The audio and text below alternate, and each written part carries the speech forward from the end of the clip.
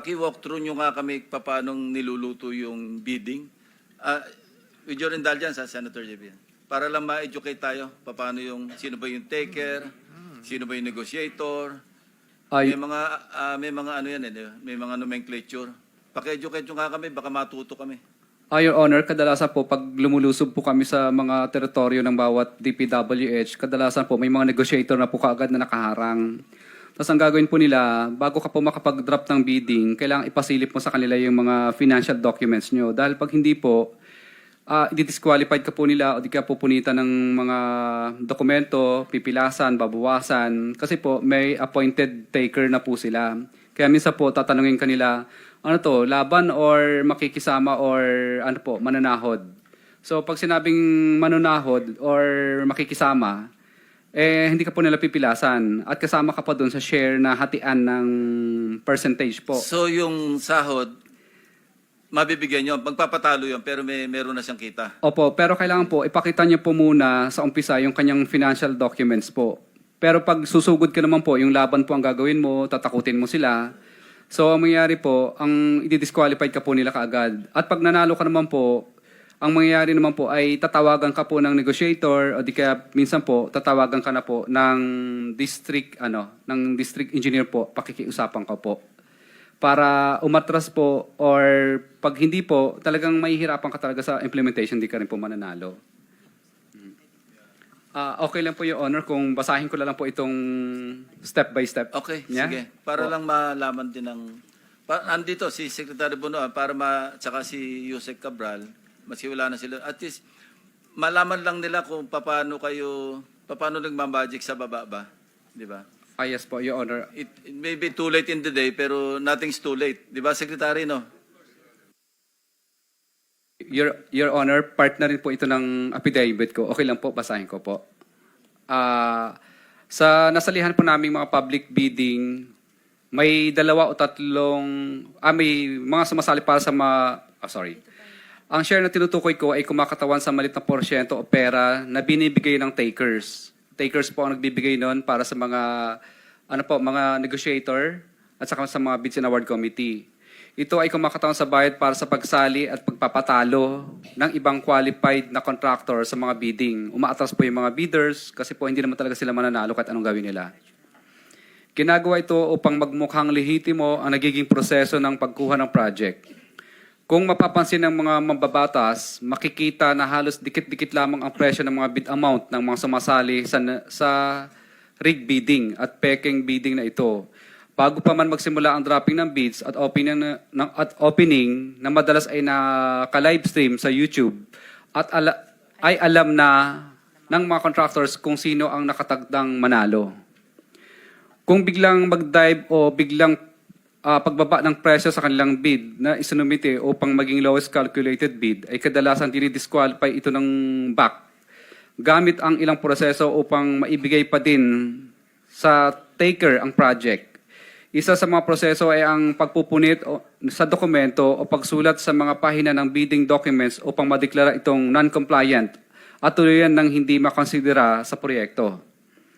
Ilang beses naming sinubukan labanan ang prosesong ito sa pamamagitan ng pag-report at pagpapadyaryo sa mga tiwaling kawani ng gobyerno, ngunit hindi lahat ay nadadala dito.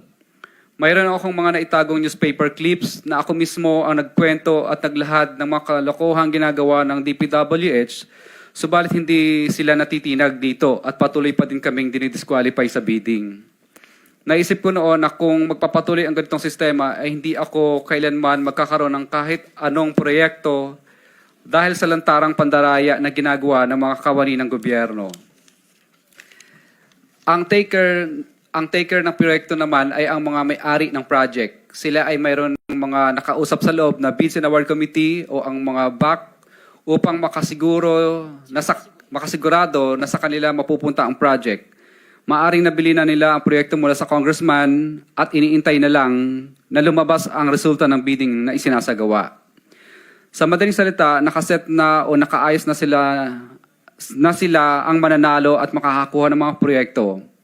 Ang taker ang siyang may-ari ng project. Yung sinasabi, nabanggit mo yung congressman, may personal knowledge ka rito na tungkol sa mga participation ng mga congressmen o mambabatas sa bidding pa lang?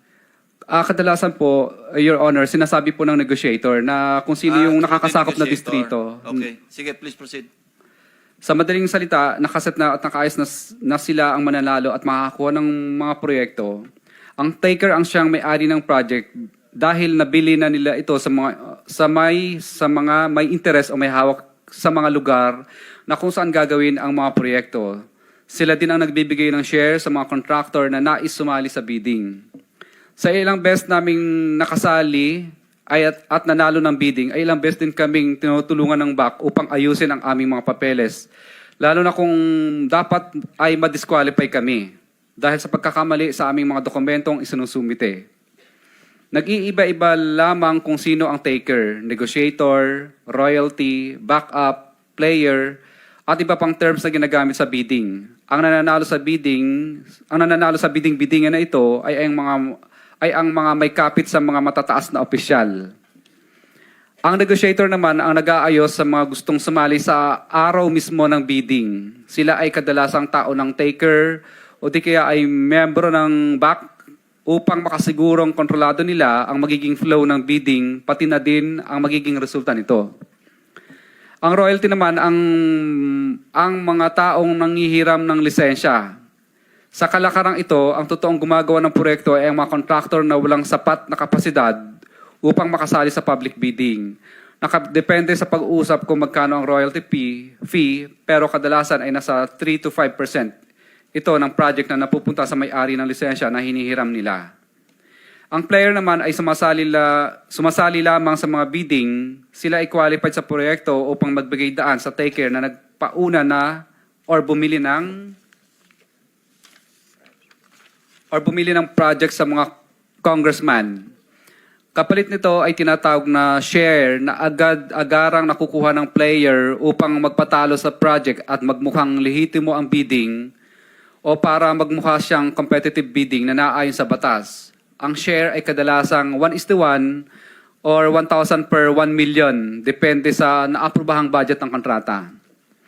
Ang obligasyon ay ang pera na binibigay ng mga contractor sa bawat kawani ng gobyerno at tao na involved sa proyekto.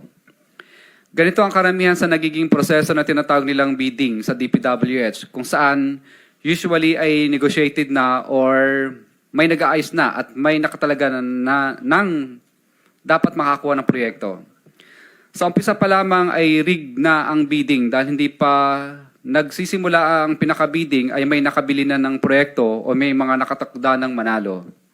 Kadalasan, upang makakuha ng proyekto ang mga contractor ay nagbibigay ng mga advances sa mga politiko upang ma-reserve ang isang proyekto at siguradong sa kanila mapupunta dahil hawak ng mga politiko kadalasan ang mga tao sa Bids and Award Committee. Ito ang mga sinasabi nilang SOP. Sa araw ng bidding ay meron ding nag-aayos sa mga sasali na tinatawag na negotiator upang makontrol kung sino lamang ang bibili ng bidding documents at kung sino lang ang makakakuha at makakabili ng bidding documents, sila lang ang pinapayagang sumali sa public bidding. Nagawa-gawa lang para magmukhang lehitimo. Ang ibang qualified na contractor ay madalas na hindi na pinasasali at binibigyan ng tinatawag na share o porsyento. Ito ay nanggagaling sa taker o ang nakatakdang manalo sa bidding para mai-award sa kanila ang project. Ang halaga ng isang share ay nakadepende sa presyo ng project na naaayon sa dokumentong galing sa DPWH. Ang halaga ng share na nakukuha ng mga contractors na sumasali ay pumapatak sa 1 to 3% base sa total na presyo ng proyekto. Ibig sabihin, Excuse me, sundan ko lang. Ilang 1 to 3% yun, yung binibigyan ng share? kadalasan po kung ilan po yung sumali Hindi, sa... ilan yun? Karaniwan? Average? Number of participants sa bidding? Depende po sa dami ng sumali. Kapag masyado pong Pangkaraniwan yung, on the average, ilan yung sumasali? kadalasan po, pinipigil na lang sila na hanggang 10 lang dapat sumali So, instead na 10, 50. 53%. Hindi po. Bali, yung 3% po, hati-hati na lang po yung Hati-hati lahat na. ng contractor Okay, thank you. doon. Base sa total na presyo ng proyekto, ibig sabihin, dito pa lang ay may nababawasan na agad na pinaka-operational budget ng taker. Kung susubukan naman namin hindi sumali sa kanilang gustong gawin at susubukan namin na sumunod sa tamang proseso, ay pinapunitan nila ang aming mga dokumento pang-bid para ma-disqualified o ma-classify bilang non-compliant, kami agad. At hindi na ikinukonsidera ang mga dokumento para sa bidding process. Sa ganitong sitwasyon ay wala din kaming matatanggap na ganitong dahil hindi kami nakisama sa gustong mangyari ng mga taker o tinatawag din naming sunog o lugi. Kasi may bayad para makabili ng bidding docs. Ibig sabihin, talo na po yung pinambili po naming bid docs pag hindi kami nakisama. 50,000 po yun kadalasan. Ang patakaran lang ito ay kadalasan ay ginagamit nilang pananakot sa mga contractor dahil pag na-disqualify kami o maging non-compliant, may posibilidad na kami ay tamaan o mabigyan ng sanction ayon sa 3-strike policy upang ma-blacklist kami. So, ibig po sabihin, sinasadya nilang ma-disqualify kami na 3 ulit para wag na kaming sumali ulit kasi mabablacklist na po kami.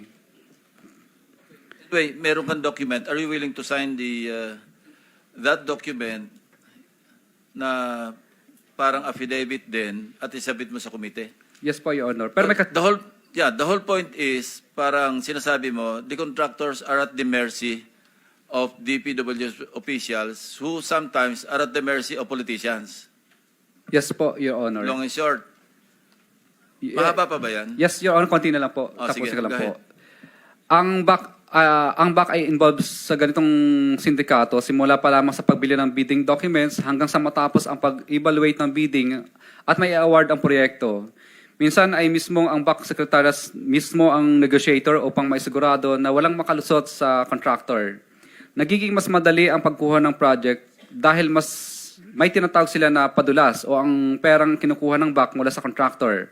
Sa ganitong pamamaraan ay pinapadali din ng back ang pag-award at pag-ayos ng mga bidding requirements sa project. Ibig sabihin, kahit dapat wala silang pinapaboran ng mga bidders o contractors dahil may mga padulas, ay sila mismo ang tumutulong para mapabilis ang proseso. Kadalasan ay sila na ang nag-aayos at nagsasabit mismo ng bidding documents ng kumpanya upang mapabilis ang mga billing na naayon sa accomplishment ng project.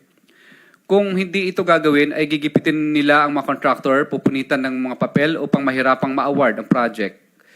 Sa ngayon, patuloy pa din namin na inaayos ang mga listahan ng mga nakatransaction namin mula noong sumali kami sa bidding noong 2012. Base sa aking mga naging obserbasyon, nakadepende sa nakaupong presidente ang porsyento. Noong panahon po ni, okay lang po, Your Honor, noong panahon po ni former President Pinoy ay umaabot po ng 10%. At sa panahon po naman po ni President Duterte po ay umaabot naman po ng 12 to 15%. Subalit ngayong panahon po ng mahal na presidente ay umaabot na sa 25 to 30% ang total ng porsyento ng proyekto ang hinihingi ng mga congressman gamit ang kanilang mga tao o tinatawag na bagman. At ito ang pinakamataas na hinihingi sa lahat ng mga contractor sa Pilipinas, sa aming mga contractor po. Kung hindi kami susunod sa ganitong gawain, ay bibigyan nila ng problema ang project namin gaya ng mutual termination at right-of-way problems. Minsan ay ginagamit nilang panakot ang blacklisting kung saan hindi na kami makakasali sa mga bidding sa loob ng 1 taon. Kaya madalas ay sumusunod na lang kami sa gusto nila. Ilan sa mga nakausap namin sa bawat distrito ay example lang po ito.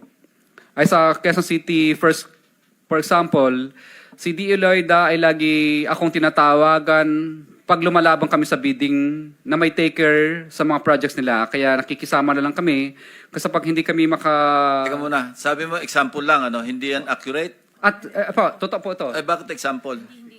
Kasi po, ilan lang po ito sa mga babanggitin ko kasi masyado po mahaba.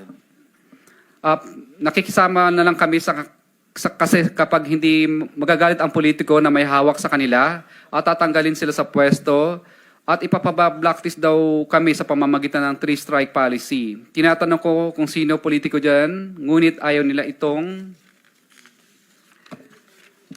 sabihin dahil sa kanilang posisyon bilang district engineer.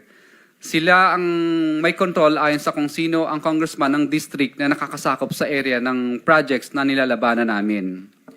Year 2022 onwards, ang kalakaran po dito tuwing sumasali sa bidding, hinaharang kami agad ni Lynn, negotiator sa bidding.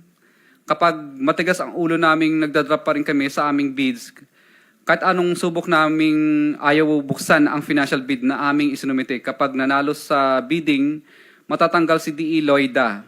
Siya po mismo ang tumatawag sa akin para magpa-disqualify na lang kasi kapag hindi, gagawin di umano ng paraan upang madali o sa 3-strike policy. Para maiwasan naming ma-blacklist at magalit sa akin ang politiko na may-ari ng mga projects, tinatanong ko sino ang mga politiko ng district ng mga congressman na nagpapabidding sa DPW's Quezon First Deo. DPW's Quezon City First Deo. Sa DPW's Quezon City Second Deo naman, ganun din ang bidding dito sa panahon ni D.E. De Buenadera, year 2022 onwards, na sinundan naman ni D.E. Protesta, wala din masyadong bidding. Kasi kapag sumasali kami, disqualified agad at papakiusapan ka ng negotiator na umatras kasi may taker na rin mga politiko dito. Kung kanino galing ang projects. Gaya ng Quezon City First Deo, 3-strike policy din ang panakot nila at magagalit daw di umano ang mga politiko sa DE kapag nanalo kami at tatanggalin sila sa pwesto. Ang congressman sa lugar na ito ay magagalit sa amin at papahirapan kami sa implementation ng proyekto kapag ito ay na-award sa amin. Kaya napipilitan kami minsan umatras dahil sa matinding pressure at pakiusap ng DE at negotiator. Minsan kapag hindi pa rin maayos, mga taon na ng congressman ang tumatawag at kumakausap sa amin kapag ayaw pa rin naming umatras.